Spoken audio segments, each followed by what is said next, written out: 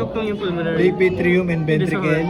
Left atrium and ventricle. Wala bang heart Right dyan? atrium and ventricle. Right atrium and ventricle. Next, aorta. Aorta na. Yan, ito po yung aorta, dalawa.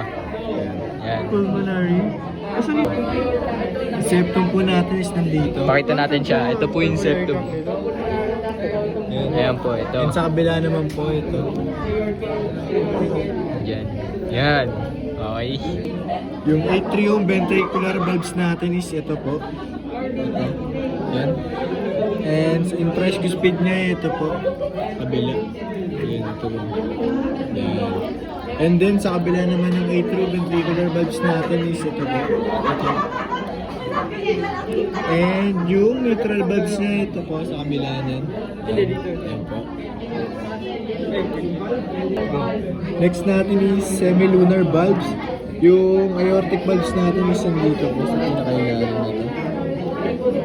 And then yung pulmonary valves natin is papasok natin dito para lumabas ang may kabila. Okay, pakita natin. Ipakita. Yan po, dyan. Tapos ayun yun dito yun. Ayan, dyan po siya lumabas. So yung mga threads po, ito po yung mga threads namin, yung parang mga threads. Yan.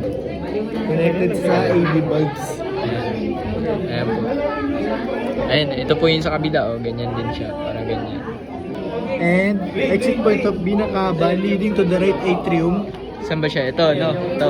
Yan. Ito po siya. Lalabas siya. Lalabas Yan. po siya dito. O, yan. Okay na po. And then exit point of the pulmonary vein leading to the left atrium. Yan po. Yan. Palabas din. Yan.